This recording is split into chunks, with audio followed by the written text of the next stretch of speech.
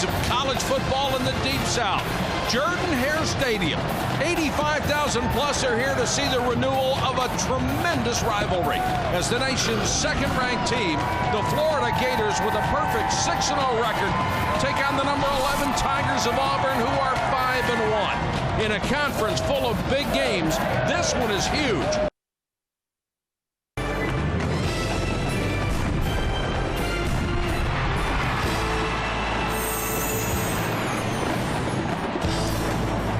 The flight of Nova, the War Eagle, is perhaps the most beautiful of all college football rituals. It is a legend born during the Civil War, where an Auburn student turned soldier, and a baby eagle were the only things left alive on an abandoned battlefield. The student returned to Auburn with the eagle, and the legend lives on.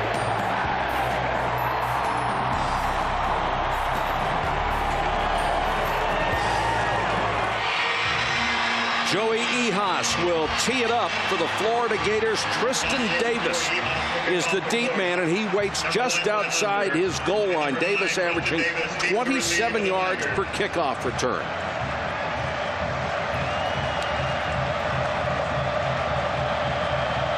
Great scene here at Auburn and a perfect night for football. Temperature in the 60s. It will be going down into the 50s. And they are really pumped up here after that loss last week to Arkansas. Leak waits his turn.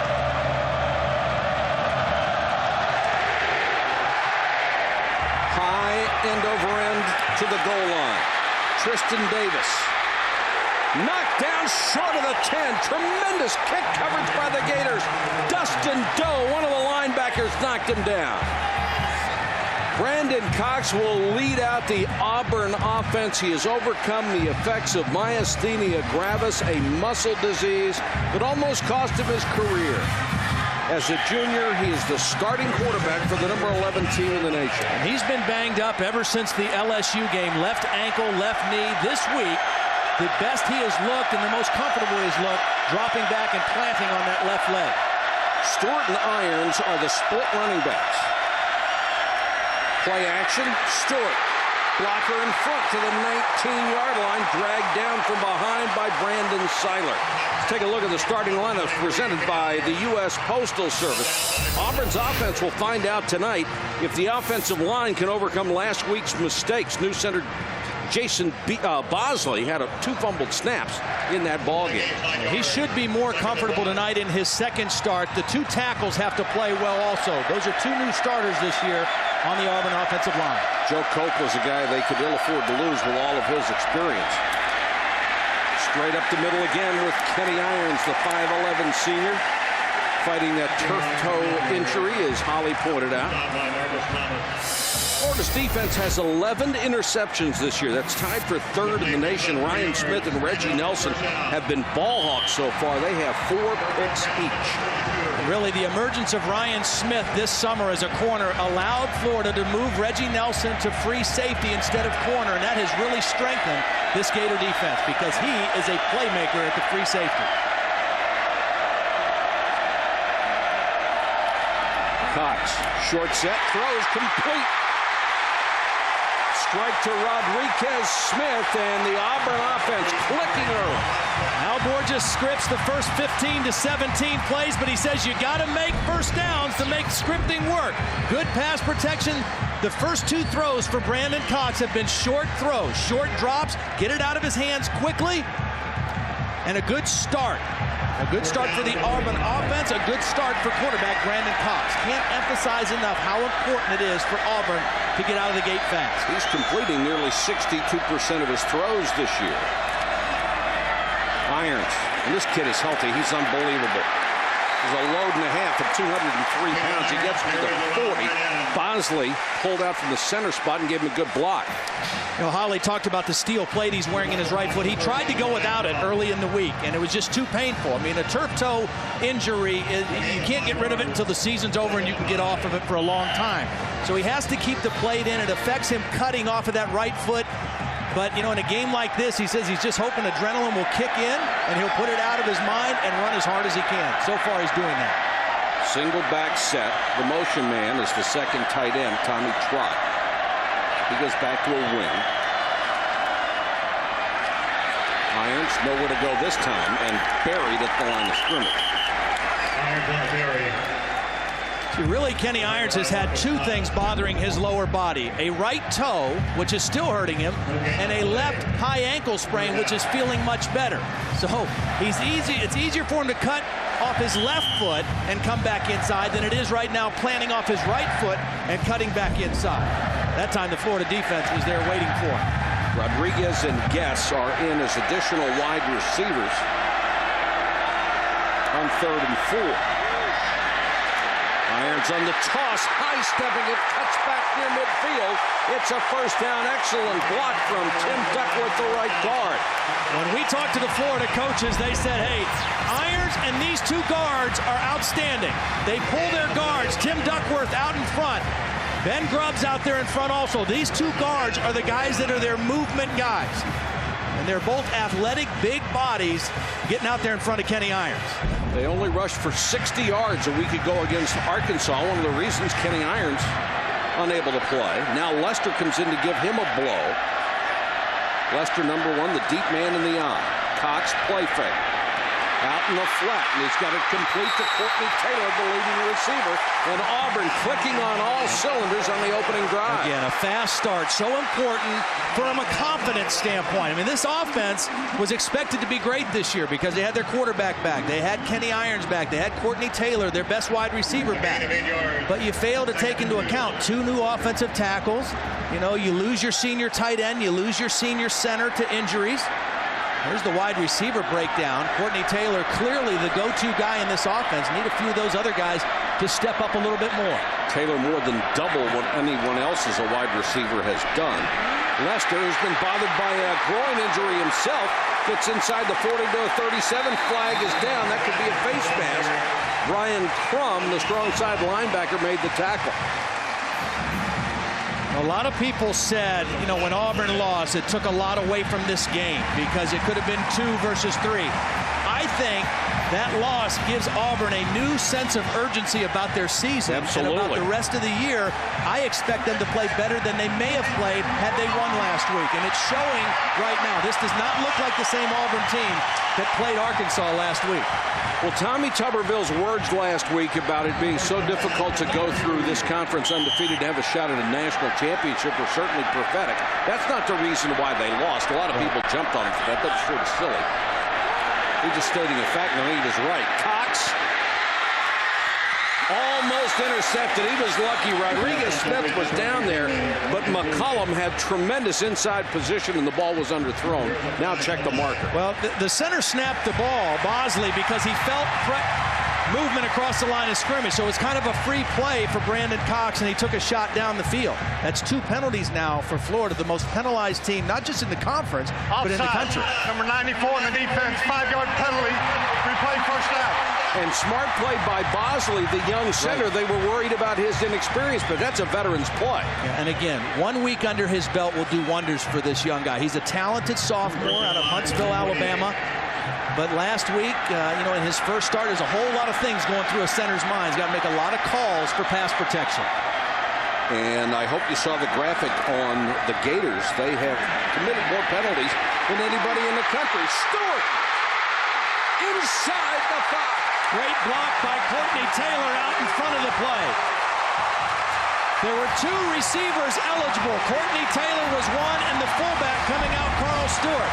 Watch Taylor's block once he doesn't get the ball. As soon as he sees Cox go to the underneath throw, he immediately becomes a blocker in front of Carl Stewart, gets a pancake block down the sideline, and Stewart inside the 5-yard line. What Brian Crum, the linebacker, started toward the line of scrimmage and voided that area, and Cox very calmly just tossed it out there for the easy gain. Irons back in. Cox fakes. Again. They fumble. Auburn got it back at the 9. Man, I thought he had the fullback again. I'm not like sure the same play. Yep, Matt McLaughlin was the fullback in, and he was open. After the fumble, it will be 2nd and goal from the 9. We're to sold-out Jordan-Hare Stadium at Auburn. And Auburn has taken the opening kickoff. and driven it against the undefeated #2 Florida Gators. This will be the 11th play of this drive. Irons the tailback, Stewart the up man.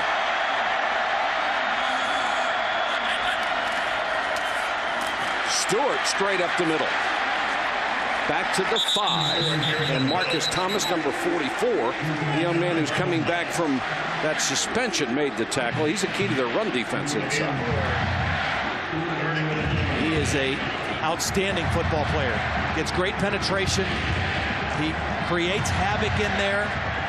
And I'm sure this new center, Jason Bosley, well aware of where number 44 lines up all the time. Right now, he's directly over his nose. 3rd and goal. And a timeout. Auburn, that is their first choice timeout of this half.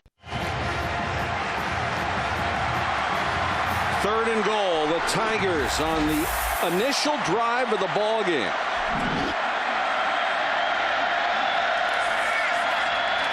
Cox with time, floats it to the back of the end zone, incomplete. Rodriguez got a hand on it.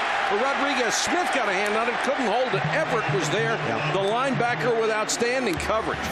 Now Earl Everett in perfect position to make the play. It's a pretty good throw by Brandon Cox to the back of the end zone. Everett reading the receiver and just instinctively put his left hand out there and got it on the football. Earl Everett and Brandon Seiler, 2 senior linebackers, have played extremely well for this Gator defense. This means John Vaughn will have to settle for a 22-yard field goal tries, 9 out of 11 this year.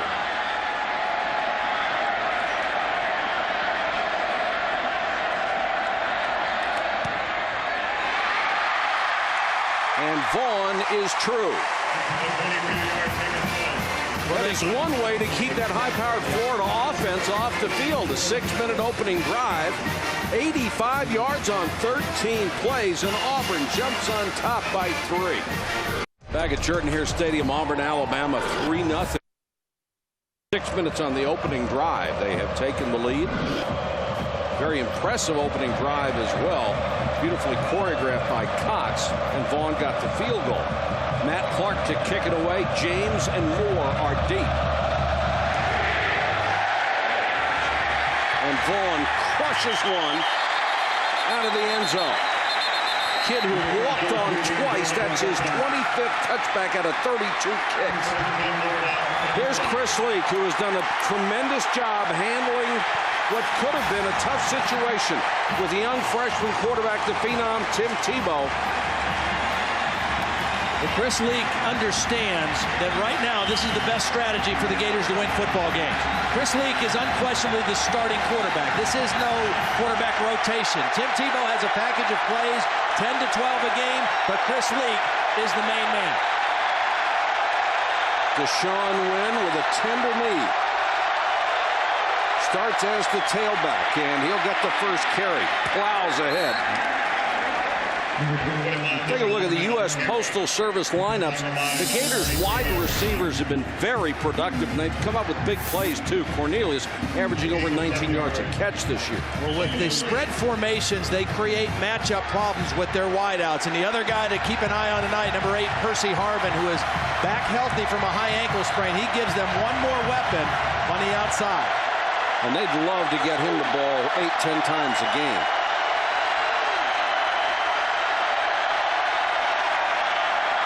Win again, hit right at the line of scrimmage and knocked flat. Good play by Marquise Gunn, the defensive end. Auburn's defense did not tackle well last week. They moved some linebackers around. Johnson and Dede have changed spots. And you're also going to see a young man, Trey Blackman, number 10, who has not played this year. In fact, he hasn't played in 2 years. He was a redshirt freshman a year ago. The young man had been suspended for off-season underage drinking.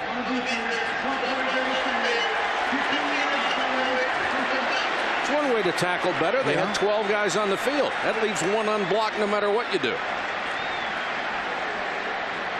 A costly penalty. We saw a couple penalties on Florida in the opening possession to help the Auburn cause. Now a big penalty against the Tigers. Ball out near midfield for Chris Leak. And The first time we've seen more of a spread formation. First 2 plays in tight, running right at this Auburn defense.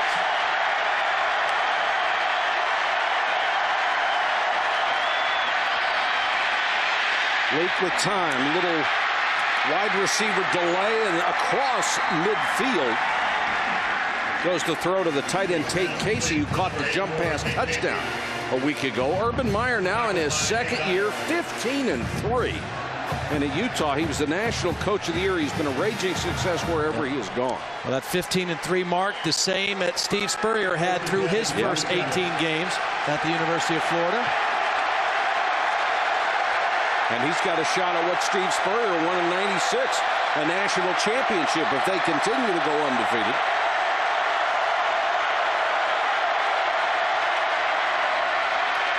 Right up the middle again. They are exposing Auburn the way Auburn was exposed a week ago. Aaron Savage made the tackle after a 16-yard gain. Well, last week it was Arkansas's big back, Darren McFadden, 28 carries, 145 yards. Deshaun Wynn, the big back for Florida, has not played for the last couple weeks. Looks good so far early in this game.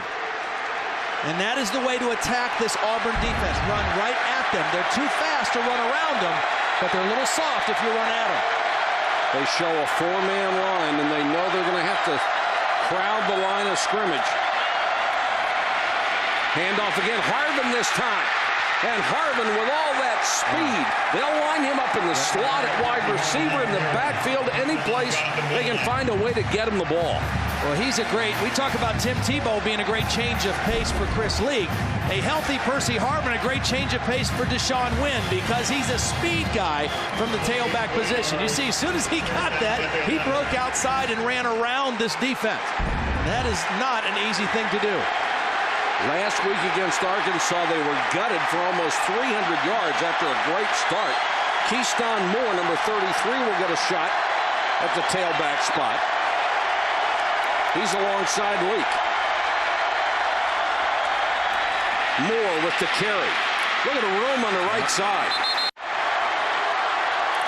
Now out of the stack I. Down to about 1.5 yards to Deshaun Wynn. This Auburn defense is built for speed. Very fast. They're not particularly big up front, and their defensive tackles, Sinderic Marks, number 94, is a young freshman.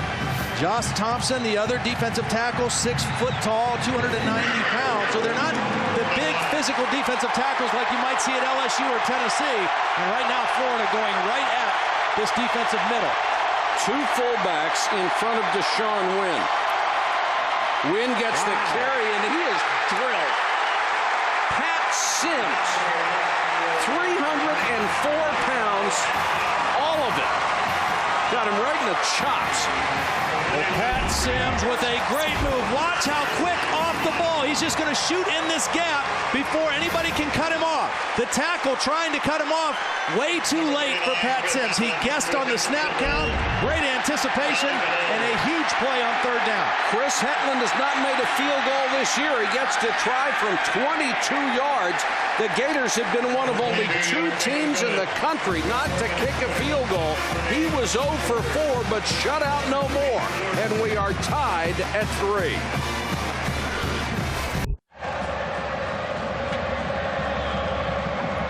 Got to take some pressure off of that one. Absolutely. I mean, you hate to settle for a field goal after you move the ball so well, but to get him off the snide may prove to be very important for Florida as this game progresses.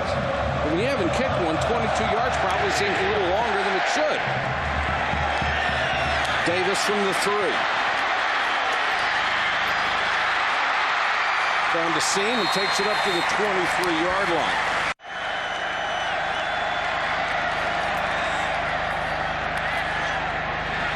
Cox to the sideline. He got it complete to Preche Rodriguez. Pass complete to number 15, Preche Rodriguez.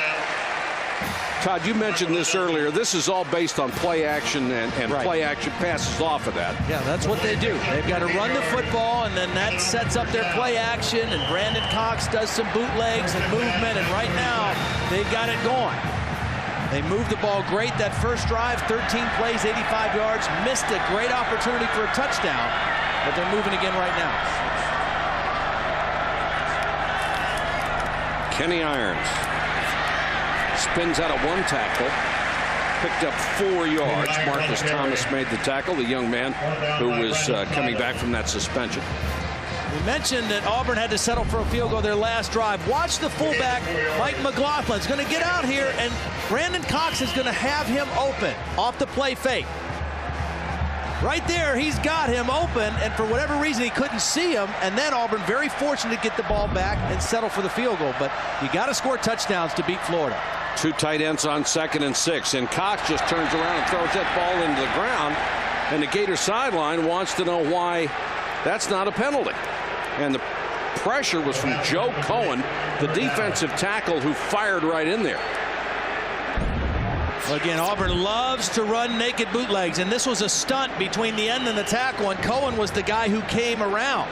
Now, Joe Cohen kind of lucky he didn't get a penalty for hitting the quarterback in the head. Oh, jeez, twice. He double hit his head. One with the chest and one with the arm, and you can't hit the quarterback in the head. How do you miss that one?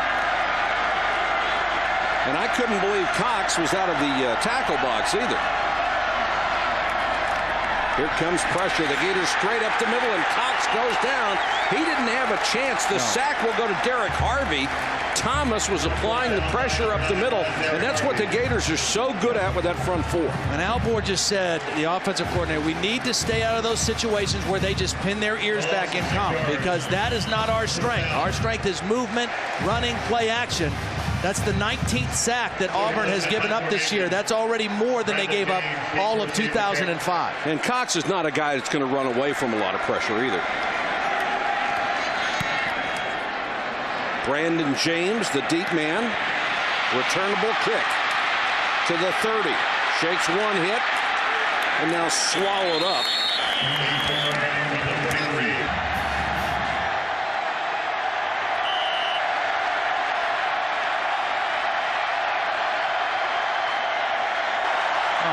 Auburn just ran their last player onto the field late. I think they're calling another timeout. They've already got called one penalty for playing a play with 12. This time they only had 10 on. They were trying to run Merrill Johnson on late and had to burn up another timeout. Johnson had been the middle linebacker. He was moved to the weak side this week with Karibi Dede going inside, but somebody was confused on that one.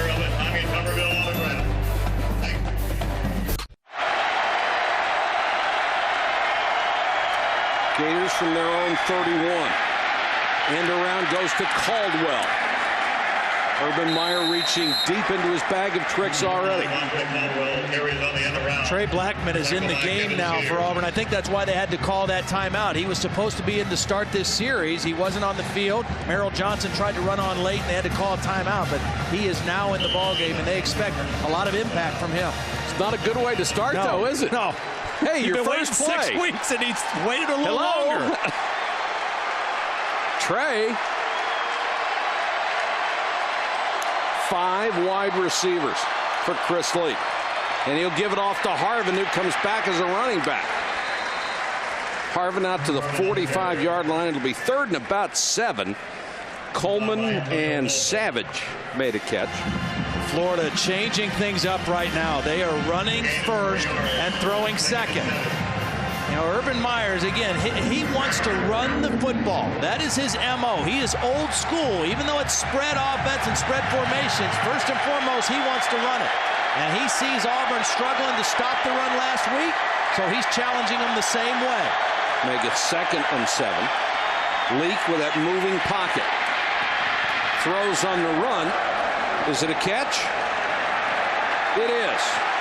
Andre Caldwell goes to the ground to make the grab in front of Eric Brock. Well, I want to see this one again. It was a low throw. Chris Leak very accurate when he moves out of the pocket.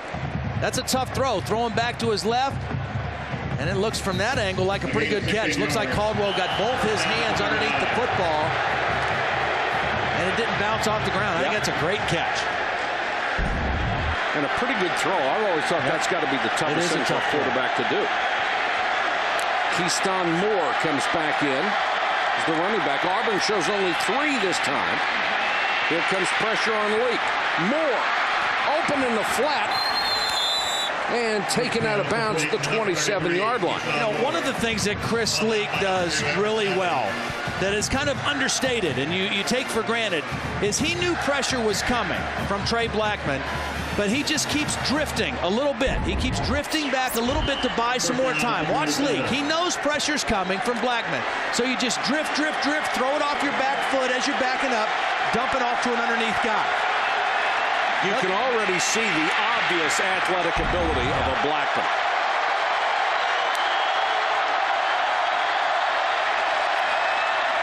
Moore. Boy, there are gaping holes right up the middle in the gut of that defense. Brock has to come up from his safety spot to make a tackle.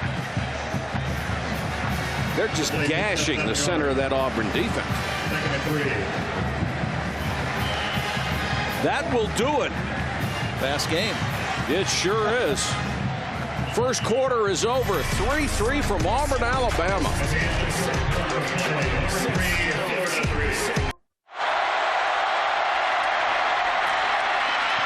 Leak on the handoff to win.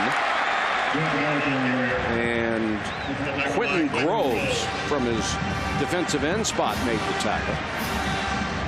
First down, such a huge down for both these offenses to stay on schedule. Both doing a great job. Florida over 10 yards per play and most of it on the ground. Last week, Arkansas averaged 6 yards per carry on 45 rushing plays. Tonight, Florida averaging over 7.5 yards per carry against this Auburn defense. Don't have to worry about third and long, do you? You sure don't.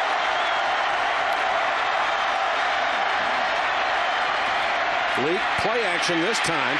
Pressured to the end zone and out of bounds. Had Caldwell open. Blackman was putting pressure on Leak.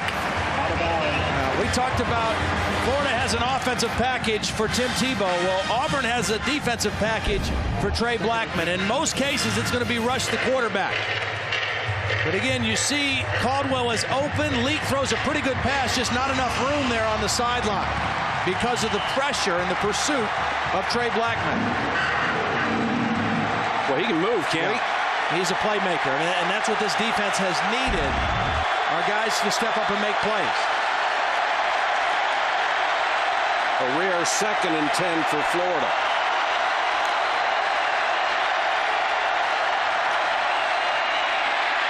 Leak with time, floats this one for the end zone, tipped, and Baker caught it, touchdown. Dallas Baker with his 6th touchdown catch of the year. He beat Wilhite in the corner.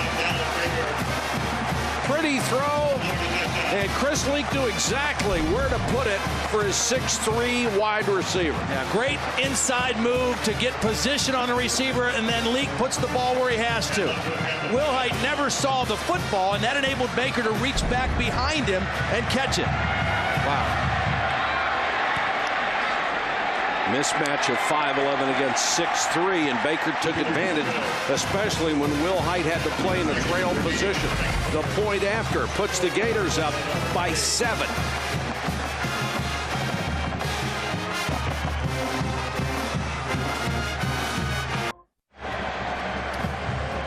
Neither team really able to stop the other so far. Talked about Brandon Cox getting off to a hot start. Chris Leak, 3 of 4 on that drive. Very calm, disciplined young man.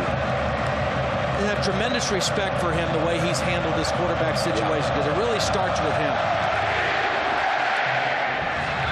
Davis with his 3rd kickoff return of the first half. Behind the wedge, just seam up the middle. Tristan Davis to the 38-yard line of the Florida Gators, a 58-yard return. Well, Tristan Davis has had a great year returning kicks. The first kickoff, Florida, great coverage. Tackled him inside the 10. Second one, a little better. This one, a lot better. And he didn't mess around with the kicker. He never slowed down. He never broke stride. And a huge play following the Gator touchdown by the special teams. Both these teams take pride in what they do in the kicking game. That was a big one for Auburn. That was his best return of the season. And now Cox from behind, taken down Never saw Derek Harvey. I think you got to throw that ball away. And speaking of throwing it, watch this move now by Dallas Baker on Wilhite. He's got him head up in coverage, but watch the inside fake on the move. Right there, he's got him frozen. He jabs him inside. That put Wilhite back on his heels, and he could never recover. And everybody on that Florida bench excited, especially Tim Tebow. And how about this kid? He hadn't even gone in the game yet. Still very excited with what's going on with the offense. But boy, once you can get a defensive back to cross his feet, you've got him. And Baker is a good receiver. You know, Alford just talked about Brandon Cox, that he would rather him not throw into coverage and hold the ball longer. Right. But I just think a sack like that is so demoralizing. You know, you get the big kickoff return, throw that thing up in the seats. Sure. Don't take a 6-yard sack and put it in 2nd and 16 against this kind of defense. I mean, it's not either or. You know, there is an in between. Right.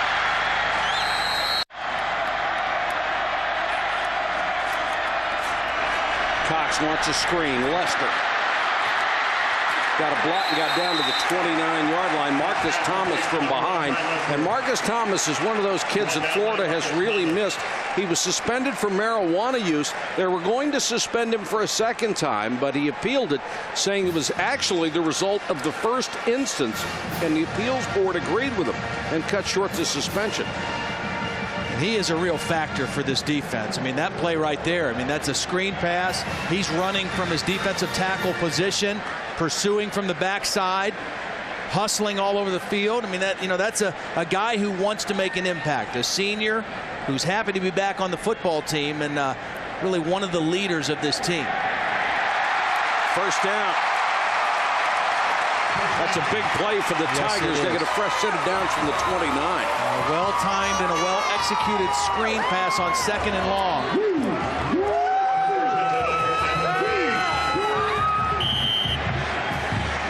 Boy, and they got away with a sack on that series, too, that started to put them in the 2nd and 16.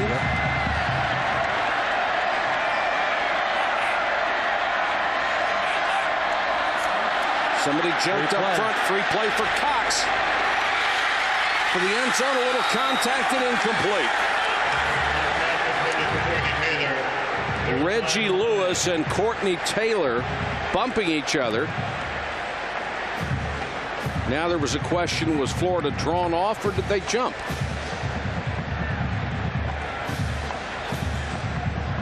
Ray McDonald has a tendency to try to anticipate a little bit. Offside.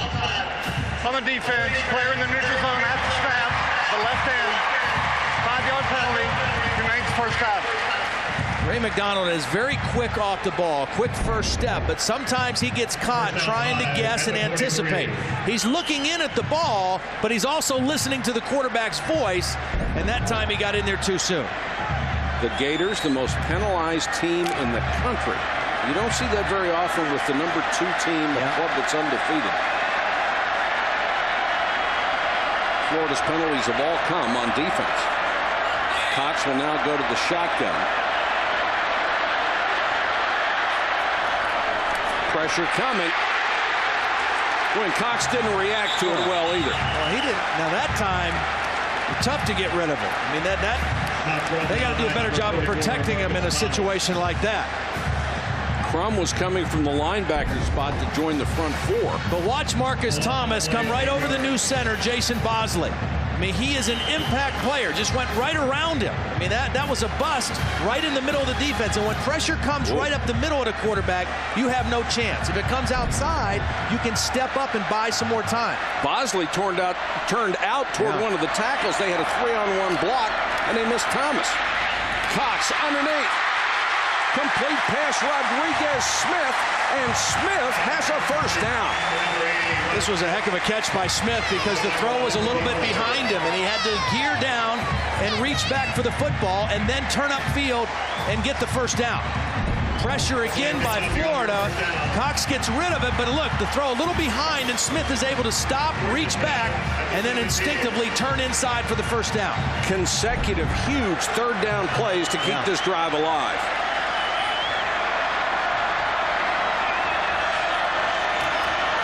Cox again. Wanted Stewart out in the flat. Now throws over the middle to Trott.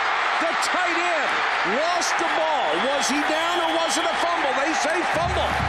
Knocked away by Tony Joyner. Holy cow, they would have had a first down at the 7.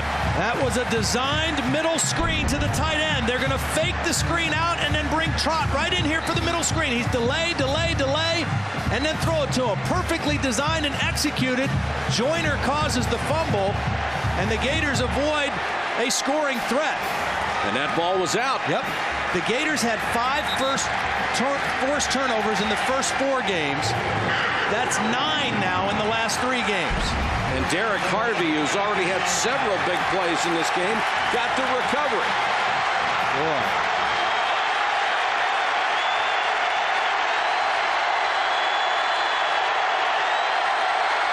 They start from the 2. Leak. Yeah, you know what? This is going to be a safety. There was a holding call in the end zone, wasn't there? There was a holding play on this play. Jim Tart, the left guard, with a takedown in the end zone. I think this is going to be a safety for Auburn. Holding on the offense in the end zone. Safety. One of the rarest of calls.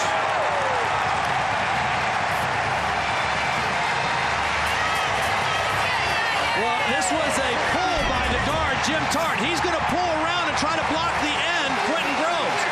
And he just grabs him and pulls him down. I mean, he hit him clearly in the back. That's a tough block for Jim Tart coming around there, but he's got to get... you can't take him down like that. Can't wrap your arms around him in the end zone. So that cuts it to 5. And a beleaguered defense that had all sorts of problems last week against Arkansas, has had all sorts of problems so far tonight, comes up with a huge play.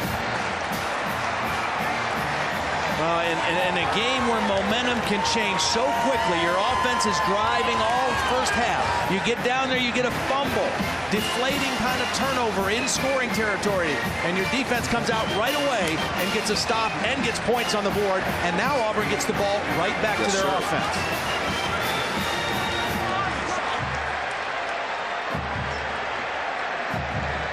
I think Auburn now, when they get this ball back, they've got to get Kenny Irons back running the football, because they cannot protect Brandon Cox when they're in definite passing situations right now. They've got to get him back running the ball and set up some play action where their pass protection will be a little bit more secure. They're going to kick this off the tee instead of punting it. It is a free kick situation. Ehas will kick, and Davis, who had a great return the last time, will get a shot at really good field position this time as he gets him to 23. Behind the wedge, but Florida does a good job covering that kick. They'll start from the 36-yard line. Auburn, of course, has not given up on its aspirations for a national title in spite of one loss, and that is still a possibility for everybody. Kenny Irons, 7 yards behind the line of scrimmage. Nice cut. I love to watch that kid run. He's got tremendous leg drive. He's got great vision. I mean, the one thing he does as well as anything is see seams in your defense and cut back if you over pursue. Watch him read this. Press it, and then cut it back. And then because of those strong legs, he's got the ability to break arm tackles and get extra yardage. He's only 203 pounds. He runs like he's 220. See, Florida's got a lot of guys in the box, but I still think you feed it to this guy. Irons very patient.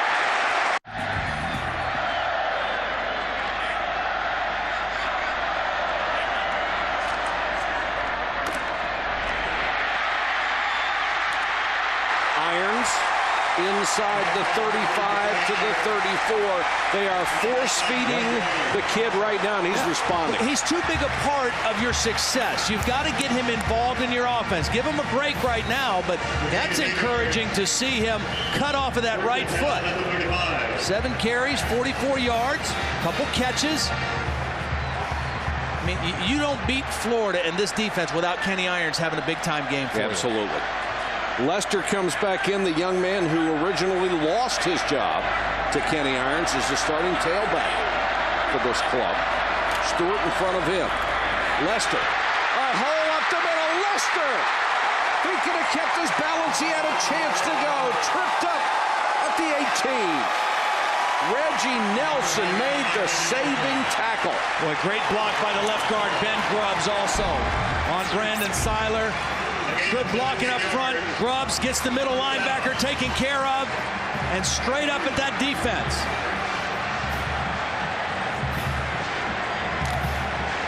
Lester wants to be a big part of this, too. Florida's defense, very unusual tonight. Their free safety, just about every play, is way out of the action, Reggie Nelson. Cox, play action. Tipped and incomplete. Good penetration by Ray McDonald, who got in there and got a hand on it. The Gators came in number 4 in the country, allowing only 56 yards a ball game. Tonight, they've already given up 52, and they are the number 2 scoring defense in the country at 9.5. They are in jeopardy of seeing that go by the boards as well. And that 52 yards is actually more impressive than that because they've got 3 sacks, and that sack yardage is taken off of their rushing totals for Auburn.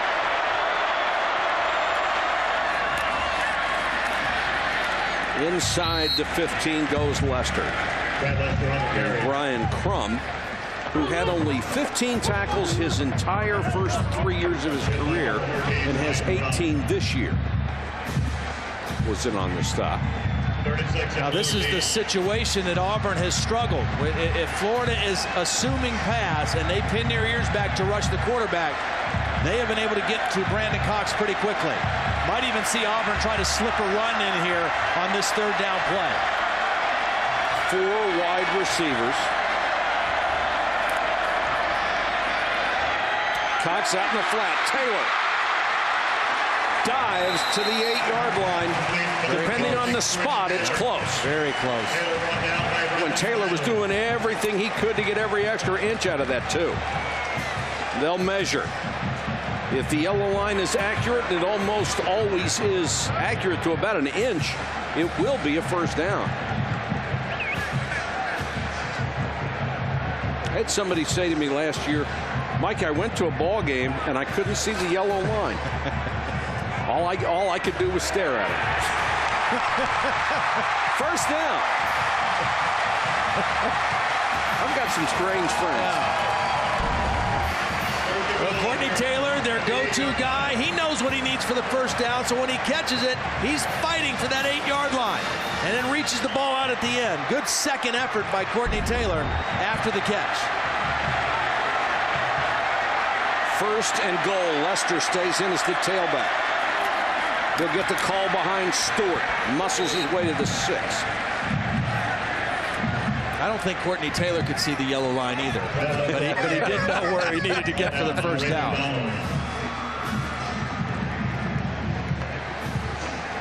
Boy, this has been an entertaining ball game so far.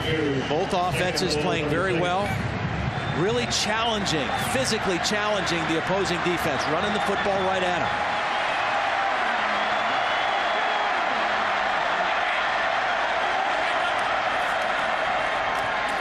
Cox under pressure, and he just won't throw the ball away. He's just going to go down. But again, that one's hard because they ran this bootleg right into a twist on the backside. This is the second time it's happened. And what happens is the end is going to go in and the tackle's coming out. So the tackle now has contained and there's nobody there to block him. Because of the twist, it fooled the pass protection a little bit, and Stephen Harris did a nice job of holding his contained position on the outside. But there's nothing wrong with throwing a ball out of the end zone. There is not. And now Harvey, with a big first half, has 2.5 sacks in this ball game. And Cox is going to use the timeout. For Harvey, that's 6.5 on the year. He's got better than 1 a game. Timeout. Back after this. Back at Auburn, where the ball is spotted just inside the 15-yard line. 3rd and goal for the Tigers. They trail by 5. Dunn being repositioned.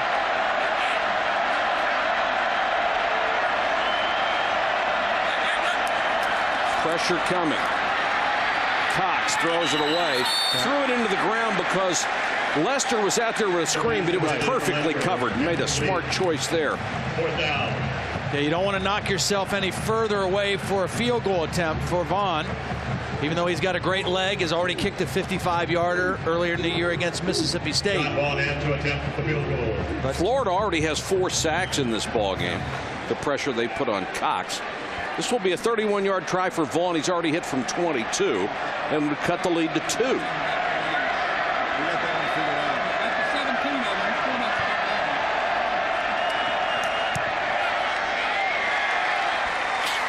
Right down the pipe. 2 field goals. Auburn has 2 3-point field goals, a 2-point safety. If they get a rouge, they can cut the lead to 1. They're down 10-8 here with 4:58 to go first half. And they've controlled the football. 16 minutes plus of possession time in this first half, but they trail by 2 because they've had a couple of golden opportunities to get the ball in the end zone. Haven't been able to come through with it. James and Moore deep from Matt Clark's kick. He's been a tremendous weapon on kickoffs and unloads on this one as well. Let's go to Holly Rowe. Holly? Well, guys, tonight you see David Irons on defense. He's the brother of Kenny Irons, the offensive running back for Auburn, and there's a good reason he's on defense. When these guys were little boys, they competed for everything. Who got up first got the TV, whether it was cutting the yard, whether it was decorating the Christmas tree. It was a competition. Well, early on, Kenny discovered that if he didn't block well for David when David was the running back, they would put David as the blocker and give Kenny the ball. So he said, I figured that one out early on. I just had to be a bad blocker, and I was the running back. Worked out pretty good for him. Well, that's a pretty lousy way to get it, isn't it? Leak gives it off to Harvin. Great speed. Great instincts, too, because you know he wants to get to the outside, and then a flag at the end of that play. Might be 15 more yards for the Gators. Harvin does a nice job of planning and setting up blocks also. Boy, this is big. 3 carries for 37 yards for Harvin. Dead ball. Personal foul. Number 24 on the defense. Unnecessary roughness. 15-yard penalty. First down. For most of them, including this one, there's just no reason for it. Yeah, well, he's an older guy, Will Hyde, a junior. He got beat by the touchdown by Baker earlier in the game, and he's just got to let go right here. You know, the play's over. It's not that horrible of a tackle, but the play's out of bounds. The play's over. Let it go and go play another play.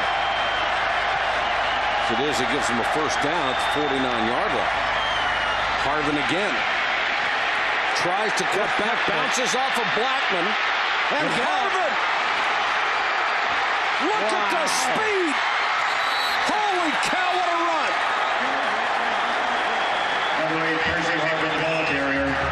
Blackman tried to blow him up instead of tackling him, and it cost him 47 yards.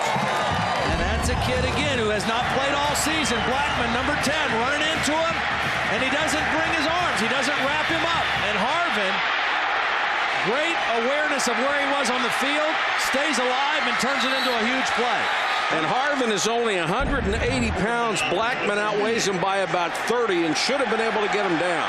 And that's what they're telling him right now. And here comes Tim Tebow for the first time for the Gators. He'll be in the shotgun, takes a snap, and there goes Tebow. 230-pound touchdown. Wow. He was out there looking for somebody to run over, and there wasn't anybody. Most of his runs have been inside. Power runs inside between the tackles. First time he's in the game tonight, they run him outside on a counter play following the fullback Latsko. Wow. That was too easy. Hetland for the point after. He's missed a couple. They've had kicking problems, but he got this one. And Tebow, with his 11th carry of the year, has 3 touchdowns. This kid is something else.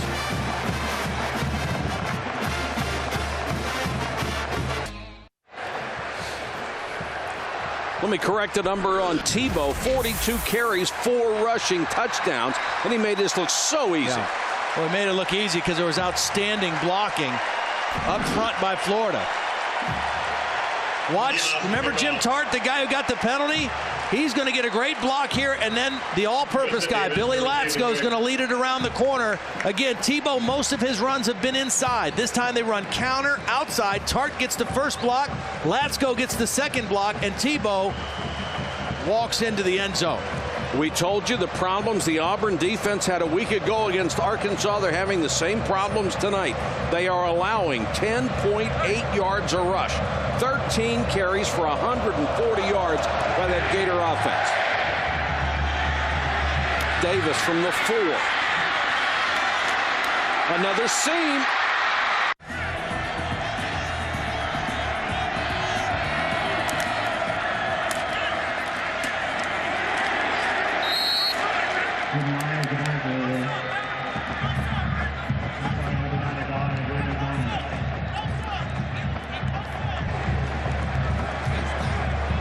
Well, these 3 schools in Florida, Miami, Florida State, and University of Florida, have taken turns being on top. Right now, no question who the leader is.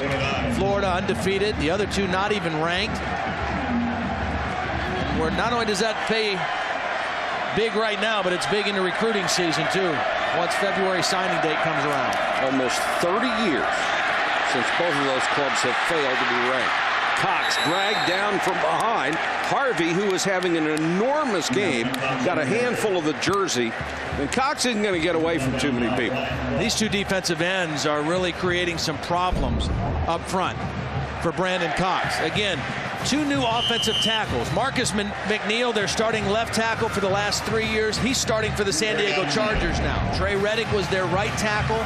They got 2 very talented guys in King Dunlap and Jonathan Palmer, but it's going to take them some time. They are having some problems right now with these defensive ends of Florida. 3rd and 6. Pressure coming on Cox. Gets rid of it. Complete. Taylor. Courtney Taylor with a first down at the 47. A gain of 17. This kid will play at the next level. We came to Auburn as a quarterback. Pretty good pickup by Carl Stewart, the blitzing safety. Stewart picks him up, and then I love what Courtney Taylor did after the catch. Wasted no time. Watch him catch it, turn right inside, and get extra yardage. Very instinctive play by Courtney Taylor. Here as a quarterback, moved to wide receiver early on, was not a very good wide receiver when he started. Didn't know how to run routes, but he's a very competitive kid, and he's gotten better each year at that position.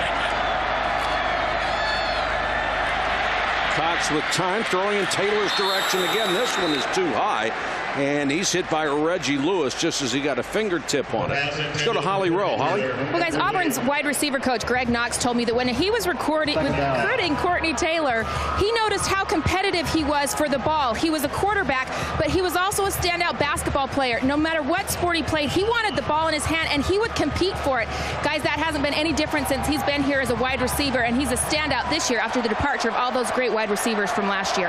All right, Holly, Auburn has no timeouts, but still plenty of time on the clock as they're at their own 46 and 1:44 to go here in the second quarter. Draw play, Lester. A lot of room to run. Lester, 30, 25, still on his feet. They try to take the ball away from him, and Lester is inside the 20. Nelson and Smith finally got him down, but it's a gain of 34. You know, you think with no timeouts, it's a little tough to run the football, but when you run it for 34 yards, go ahead and run the thing. Another huge hole opened up by the offensive line of Auburn. Look at that. I mean, that is just enormous in there. And then Lester, with a good bit of running, once he got into the secondary, eluded Joyner for more. Cox back to throw. This one tipped and incomplete. Intended for Smith and tipped by Jarvis Moss, the defensive end. Cox pass deflected by number 94. Hey, you're right. It doesn't take long to run 34 yards if nobody's touching you. Second down.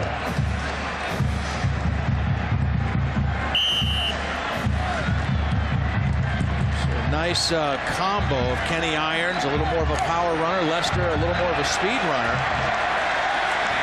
And the Gators have already given up 30 yards more than they average this year. Auburn running the ball very, very well.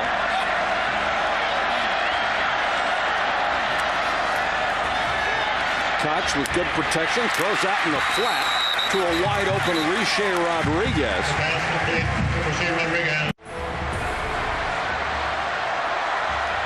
Auburn third, 2.5. Got all the receivers stacked on the left side. Now Taylor goes in motion. Cox short set under pressure. That is the 5th sack. You can't take a 3-step drop, can you, and stand there forever? Well, but you have to hold him out of the middle. And again, this was the center, I think, Jason Bosley, who's going to get run over by Ray McDonald. Watch right in the middle here. Ray McDonald is just going to take the center and push him right back to the quarterback. You can't expect a quarterback to do anything when that kind of pressure happens. Outside, combination route. Lee Guess was open, but absolutely no time to make the throw. 4th down, they set up for a field goal try. That was Cope, the young man who was the starter. This will be a 34-yard kick by Vaughn, who's already made 2.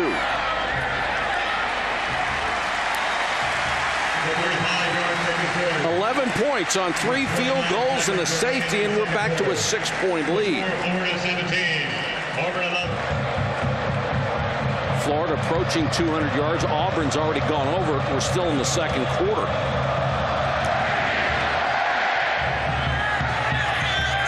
And another deep kickoff that will force them to start at the 20-yard line. The kicker's down in the end zone for a touchback. With only 23 seconds to go. And Florida at the 20.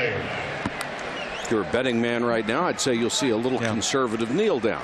Well, and the other thing you got to remember too about this, the last time Florida had the ball and scored rather easily with the Tebow run, if you remember that series, the first play Harvin ran, got tackled out of bounds, and there was the personal foul penalty. Right. And then they gave up a big play when Blackman missed the tackle and Harvin turned it into a big play, and then the Tebow run. So with the new rules of the clock starting on a change of possession, they're not even going to have to run a kneel down play. And the Gators will go into the locker room with a 17-11 lead over the Auburn Tigers here at Jordan-Hare Stadium. It has been an interesting ball game here at sold-out Jordan-Hare Stadium. Chris Leak, almost perfect, 4 out of 5 in the first half. Great catch by Baker. Tebow, 1 play, 16 yards, 1 touchdown. Doesn't take him long to have an impact as he came in off the Florida bench. Kenny Irons coming off an injury. Still not 100%, but had 45 yards on 8 carries.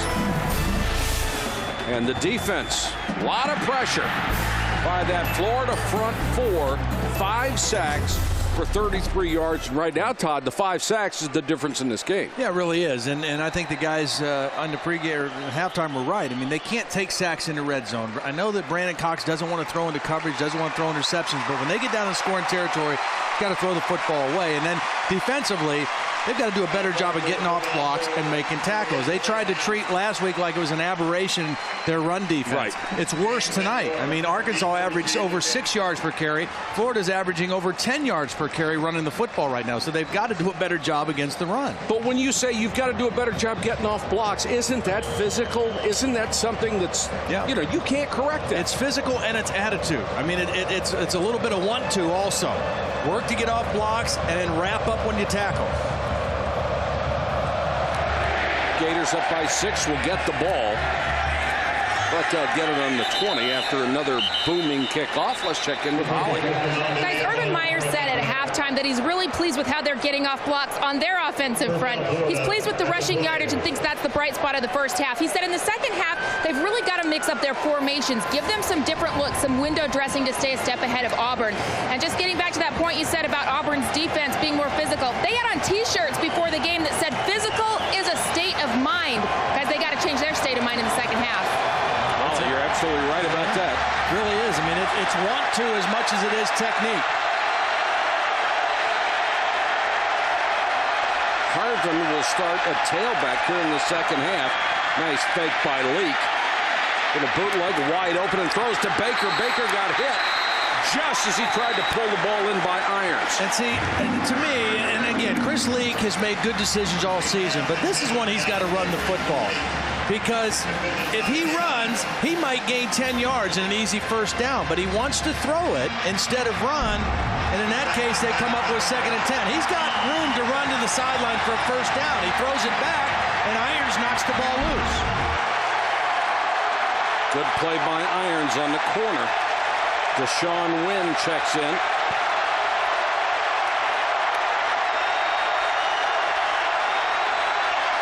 And Wynn will get the carry. It's one of those option reads, but the option for Leak is to hand it off. He's not going to keep it that much. Well, he reads the defensive end. If the end says give it to the Wynn, he does. And you look at these first half numbers, both teams ran the ball well. You got to account for those 5 sacks for Auburn. Total yards, Auburn 221. They ran 22 more plays in the first half than Florida did. They got so much less out of it. Yep. Crowd trying to encourage that defense on 3rd and 4. Florida only had 1 third down play in the whole first half. They were 0 for 1. They never even had to run 3rd down. So this is new for them. And the Gators have to burn a timeout. Crowd noise had something to do with that. They are on their feet at Auburn. The Florida Gators facing a 3rd and 4.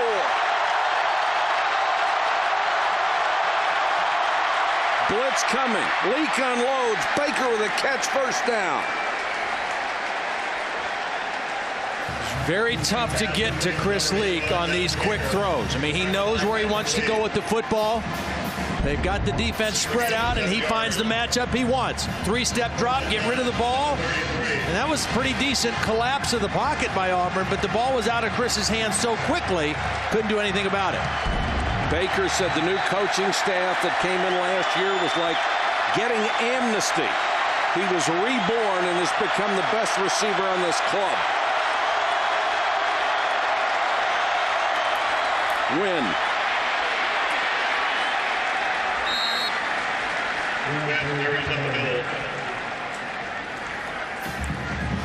Urban Meyer had some very good things to say about Deshaun Wynn. They were really searching for a young man who could carry the load, who was available, 25 carries a game, and Wynn really impressed him this year. First he said, well, that's one game. Let's see him build on it, and he has done that. He's done that, and he's fought through some injuries and fought through some pain, too.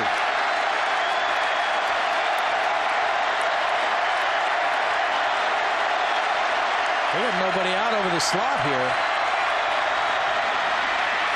They'll go with Harvin. Look out, this is what he did before. Got a tremendous block. And now he's buried back at the 32. You know, I think his knee was down early in this play. The lines judge is marking a spot like where he was down. I think his knee may have touched down. But he's an exciting guy, isn't he? When he changes directions. Looked like Quentin Groves got decleated on a blindside block when he changed directions. Now, Drew Miller's the guy that hit him. Guys live for these. See, right there. Oh, could be. I think that's maybe where they marked it anyway, because that's about the spot where he was down. That's back at the 31. There's that block. He got 2 guys.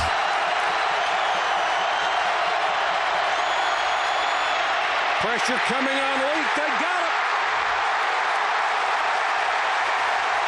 That was Groves along with the defensive end, Chris Browder. So it didn't take Groves a long time to recover, did it? Well, he beat the right tackle, Carlton Metter. Just a quick move off the ball. Just a speed rush around the outside. Beat Metter to the quarterback. And a big-time play when this defense desperately needed one. And for the first time tonight, the Gators will punt. Eric Wilbur to kick to Dunn. Look out! And they got him! Loose ball! Touchdown Auburn!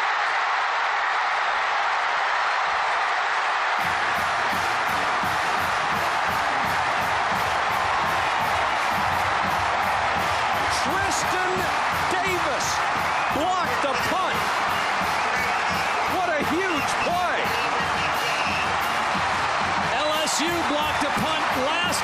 in the fourth quarter against Florida. This started out with a mishandled snap by Eric Wilbur. You mentioned first punt of the game, not used to being in the game, did not handle the snap cleanly, and that led to the block. Florida is stunned. The point after, and Auburn takes the lead. Now, it's interesting if that really is a punt.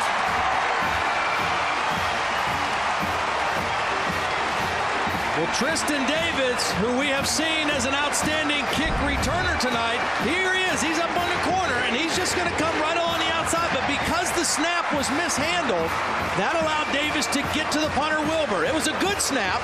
It was just Eric Wilbur took his eyes off it, lost his concentration, and that screwed up the timing. And a huge play by the Auburn special teams. Tristan Davis gets there first, gets to the quarterback.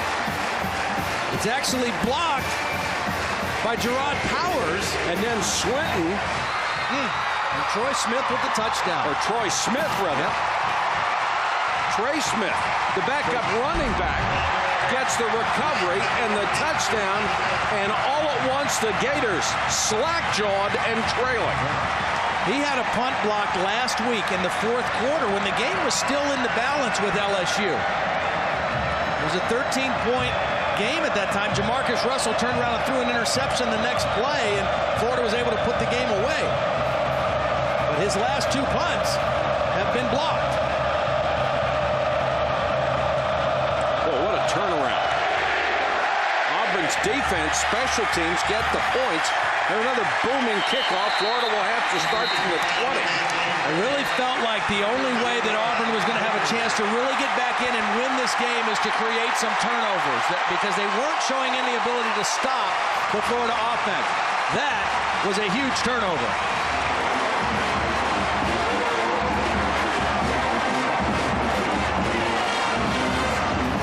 Now, how do you respond after that? Psychologically, the Gators have to feel like they're at the bottom of the barrel right now, and Auburn is on a tremendous high. And the other thing that happens is now this crowd here at Jordan-Hare becomes a major factor.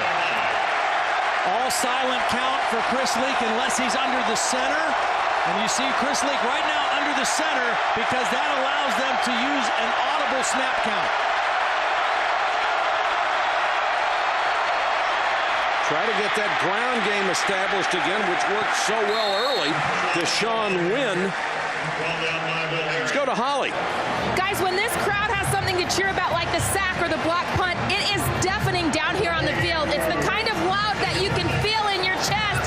It is shaking this place. We'll see if they can handle it here. They've been practicing the silent count up and down the field every day after practice this week at Florida. We'll see if the noise affects them on this drive. You can simulate it all you want, but it's not the same as the game.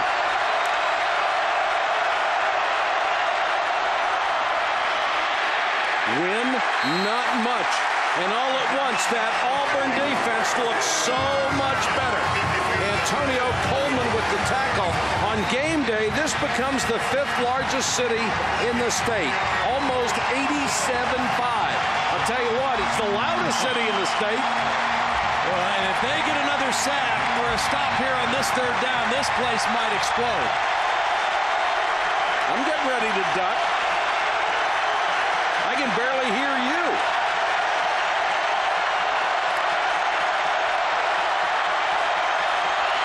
Blitz coming. Got him again.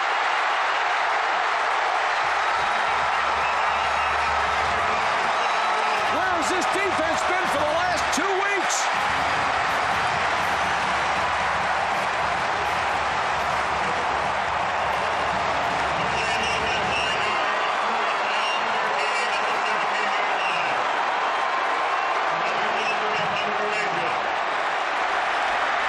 Wilbur will try it again, and now the Gators trying to bring everybody into block because Auburn is showing another rush. Wilbur with that rugby-style kick.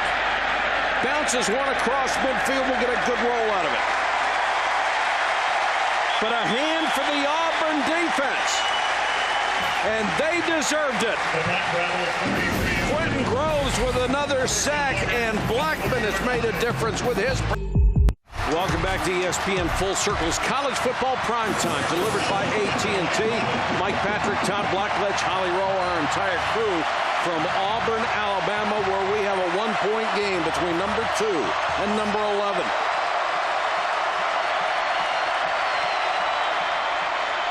Fake to win, give to Caldwell. And a flag down at the end of the play. Nobody else around. That could be a face mask. The best running that Florida has had tonight has been by not the running backs, but by wide receivers. Now 113 yards by the wideouts. Now some of that has been on options. That has been a reverse to Caldwell. And when Harvin has been running the ball, it's been out of the I formation. On the defense, number 4, 5-yard penalty, resulting in first down. That was a well-designed play there, too, because that was a I formation, tight end in the game, fake the run inside. Auburn was thinking inside run and then come with the reverse with Caldwell. They've really kept them off balance in how they've run the football tonight. Urban Meyer has a pretty extensive playbook. Nice fake by Leak, has a man wide open and throws to the tight end Tate Casey. Leak's pretty nifty. He is, and he's managing the game. I mean, he knows exactly what he wants to do. He made the one mistake and he got away with it. The throw to David Irons had a chance to intercept, but a good ball handler. He's such an accurate thrower, whether he's in the pocket, whether he's rolling left or right. And now they're in that situation of the field where they want their running quarterback in, Tim Tebow. The freshman from St. Augustine, 6'3", 229.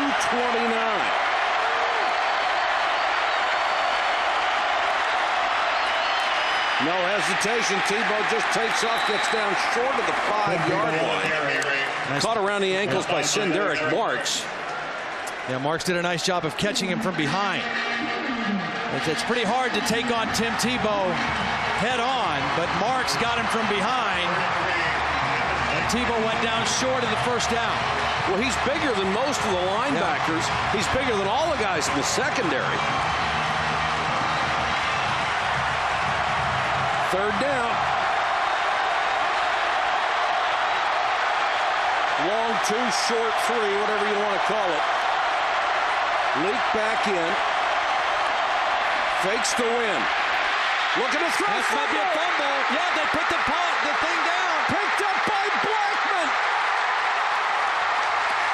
Blackman was nearly able to go the length of the field. Quentin Groves got the ball away from Leak. Now, they will look at this because it was ruled a fumble, which means they could review it.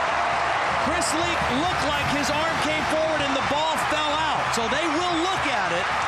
Because it was ruled a fumble, it is a reviewable play. If it would have been ruled an incomplete pass, it would not have been reviewable. Arm comes forward, and then the ball came out. Tate Casey was 3 feet away from it. 84. Well, Blackman again, the guy in his face that forced the play. And here comes the review. I think this one might come back as an incomplete pass. I really do. How huge would that be? Al Ford is the replay official upstairs. Thomas Ritter, our referee. To challenge the ruling on the field on the previous play. The thing I couldn't tell was whether Blackman's hand hit the football and knocked it out. But Chris Leak definitely was coming forward and then stopped the throw because of Blackman's presence. All right, Scott Johnson and Bo Garrett will give us a different look from downstairs. Blackman never hit the ball. That ball came out of his hands, and I think his arm was coming forward. Yeah, but I think he was trying to hold on to that ball. Well, he may have been, but I think his arm, the movement of his arm was forward.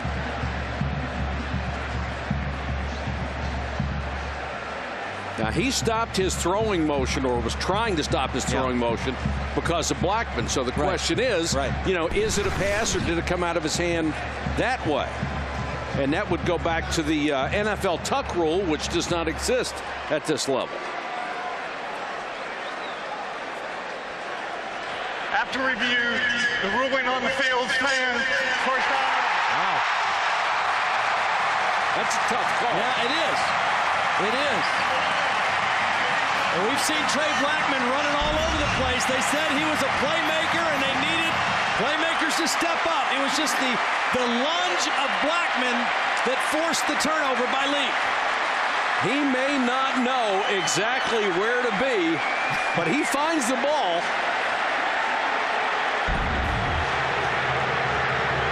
The young man who had missed every game this year.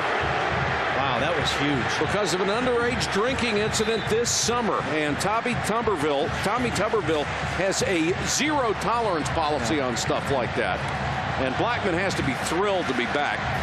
Well, he also said there were a few other things in addition to the arrest that got under his skin. And so it was an indefinite suspension for Blackman.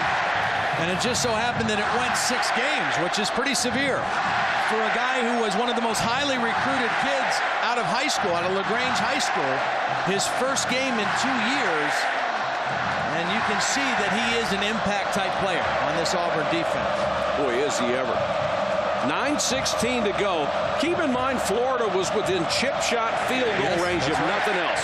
Yeah, because that was 3rd down. I mean, if it's ruled incomplete, although, you know, it's not a guarantee with Hetland this season, but they still have a chance to take the lead with a field goal. And instead, Auburn, not only with the ball, but in good field position. And the momentum. I mean, everything in that regard has gone Auburn's way here in the second half. The big plays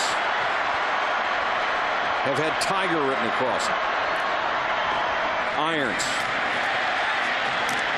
Boy, the Gators closed quickly, and Brandon Seidler, the middle linebacker, was right in the thick of it. Brought down by Brandon Seidler. Early in the year before Kenny Irons got hurt, what a joy it was to watch him run the football. Yeah, he doesn't look quite the same. I mean, there's no question about it. He just doesn't have the same burst, doesn't have the same cutting ability. And I think because of that, tonight anyway, Brad Lester maybe has been more effective running the football because of his speed into the second level than Kenny Irons. But Kenny Irons still dependable in the game right now. 2nd and 9. Brandon Cox to throw. Taylor out in the flat. Trying to make something happen. Dives forward. What a tackle by Reggie Nelson. Open field tackle. Got him around the ankles and brought him down. Keep in mind, as we show you the timeout situation, Florida, which had called the timeout to challenge the fumble ruling, because of the challenge, they lose the timeout. That's a big penalty in a situation like that. You got to do it. Yeah, you have to. Especially if Auburn's up on the ball trying to snap the football before they can actually stop it to review it. 3rd and 4.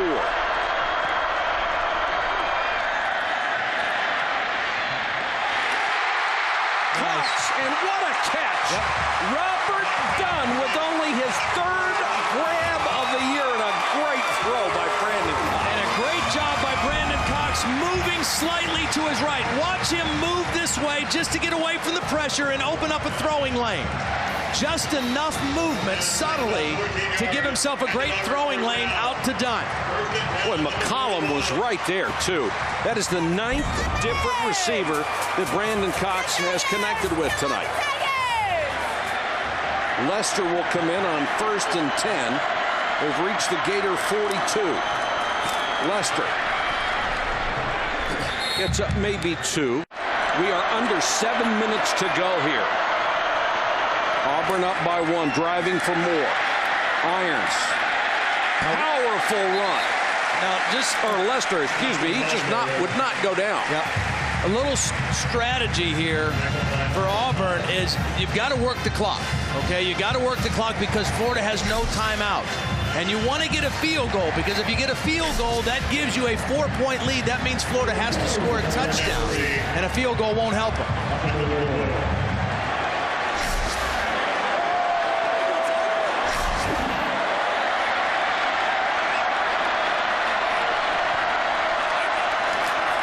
Another big 3rd down. Lester dives. He's going to be short. This is an interesting call right here now. You know that your kicker, John Vaughn, has a strong leg. I mean, he kicked a 55-yarder and a 52-yarder earlier. This would be 50. But you don't want to take the chance of a block and something bad happening here. Cody Bliss averages 47 yards a punt, and he's not a great pooch punter. And so this is probably the high percentage call. Go for it here. Try to run for the first down. Play of the game.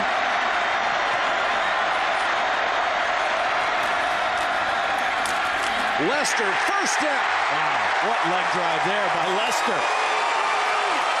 He hit that hole 100 miles per hour, boy. It wasn't going to be his fault they didn't get it. He's following Carl Stewart. They're running behind Duckworth. Look at the block by Duckworth, number 76. Outstanding by the right guard. And 77 as well. King Dunlap got downfield and just buried somebody. So now you're still working the clock. Brandon Cox, his game management has really improved. Work that clock. Let that play clock go down as far as you can before you snap the ball. They get 2 more first downs, they wouldn't even have to score. This will get about a yard just inside the 30.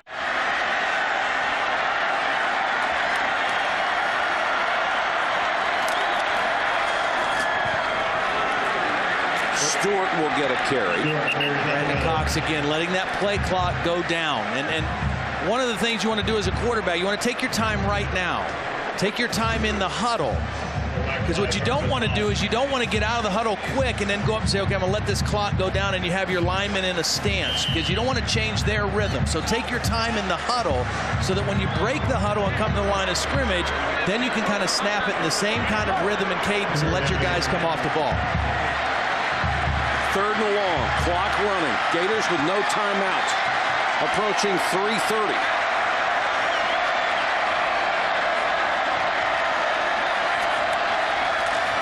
Cox is going to throw. Pressure coming.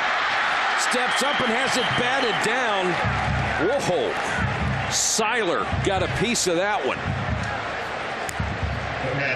So this will bring up a field goal situation.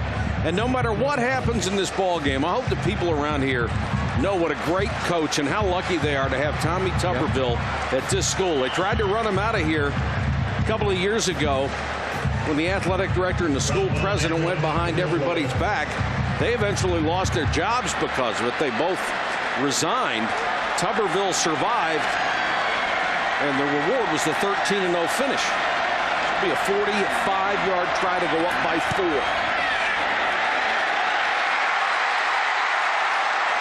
Wide. Now the Gators need a field goal to win. That would have forced a touchdown. He hammered it. It wasn't short by any stretch, but left all the way. 3 minutes and 16 seconds to go. Time for Florida.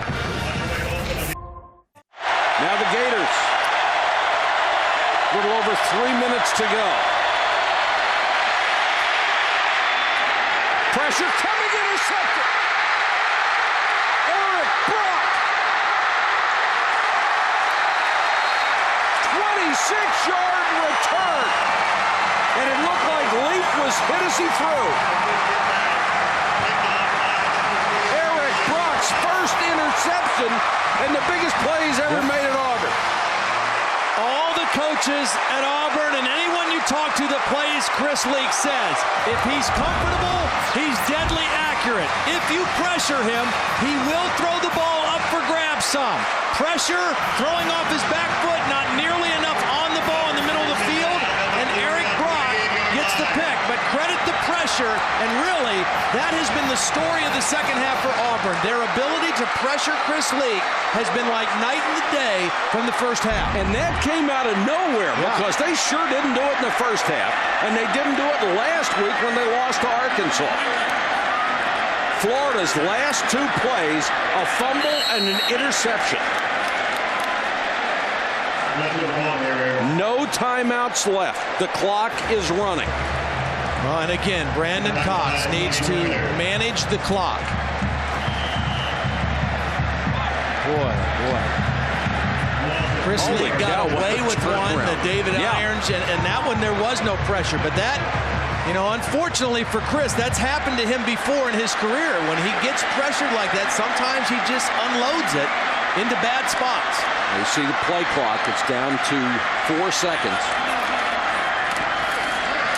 Gators have almost everybody at the line of scrimmage. Let's check in with Holly. Well, guys, you're talking about how different this Auburn defense has been in the second half, and for good reason. At halftime, Tommy Tuberville went into the locker room and lambasted his team. That's very unusual for him to yell at his guys. He was screaming, "Are you scared? I can't believe how scared you are. You guys are out here and you're scared about Florida."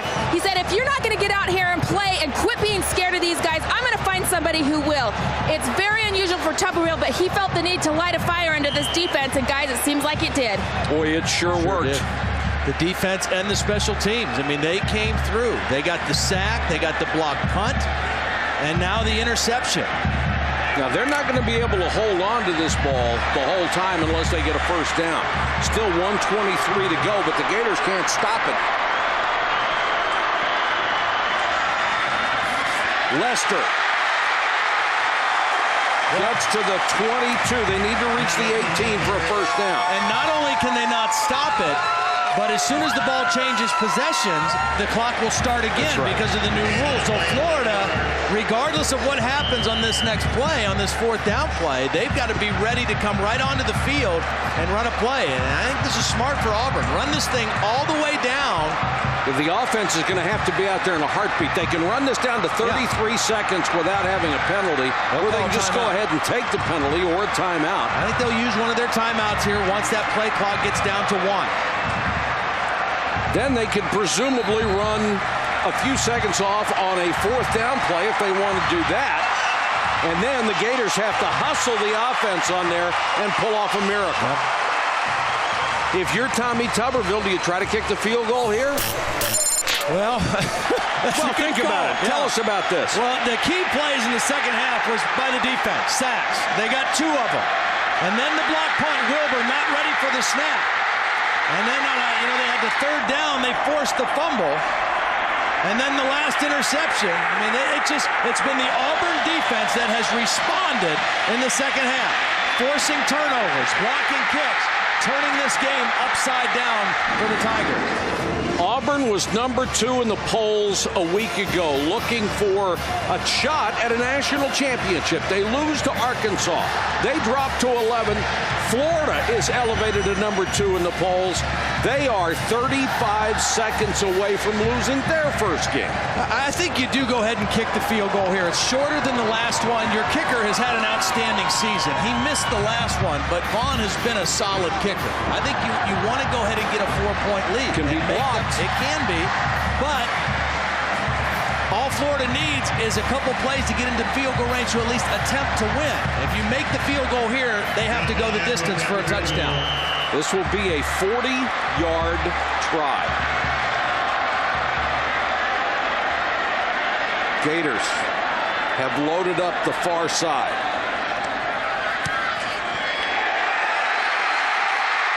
Vaughn delivers this time.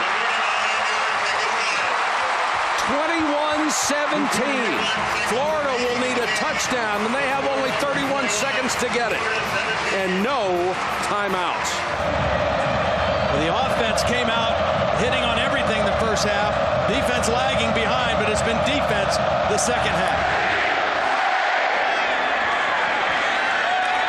Chance to return this one, but they won't. That took about 4 seconds off the clock on the kickoff. 26.8 left to go.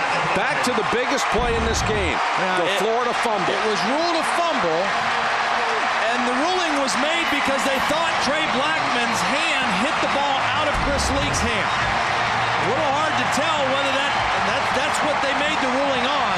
I thought his arm was coming forward, and the ball did come out in a very awkward-looking direction. Sure did. But I don't know if it was hit or not.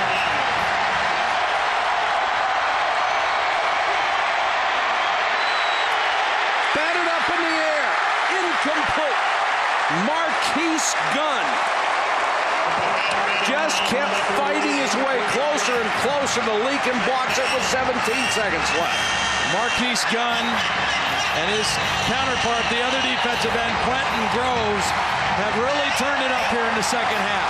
They say Gunn does not get tired. He has the best endurance on the team, and he just keeps fighting and fighting.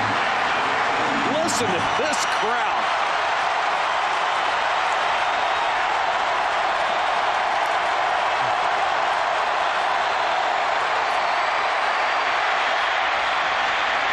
Baker overthrown. They need to hit a couple of those to get within any kind of chance to throw the ball into the end zone on a Hail Mary. Yeah. And how important was that last field goal by Vaughn? Huge. If you look at what Auburn's doing defensively here, you talk about what a prevent defense is. This is a prevent defense. Look at these three guys back here, because all they are thinking is we can't let anything get behind our defense for a touchdown, because it takes a touchdown to beat us. Yep. If Florida only needed a field goal, they wouldn't be able to play that way. Maybe 2 plays left for the Gators. Can they pull off a miracle? Incomplete to Baker. Nice defense by Gerard Powers. He's the dime back, and he was with the Gators' most dangerous receiver.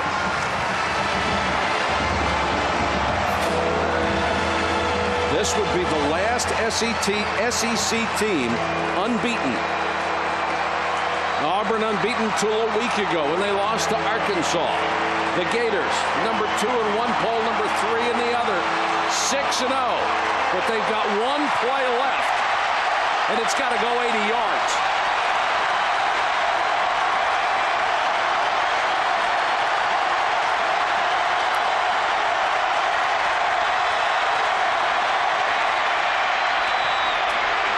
Hook and ladder.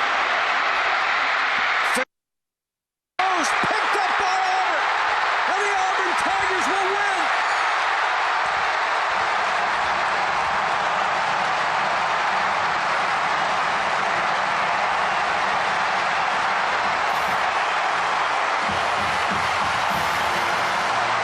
Are you kidding?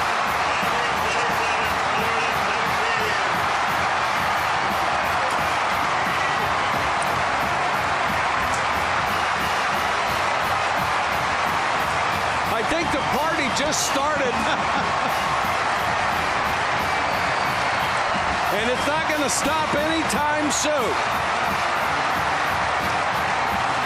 The nation's second-ranked team, the Florida Gators, have gone down at Auburn. Ollie Patrick Lee with the clinching touchdown, 19 yards on the fumble recovery. What a finish, what a win for the Auburn Tigers. The final score, 27-17. SportsCenter coming up next over on ESPN News, the postgame extra. This has been a presentation of ESPN, the worldwide leader in sports. For Todd Blackledge, Holly Rowe, and our entire ESPN crew, this is Mike Patrick. Hope you enjoyed it. We loved it. Good night from Auburn.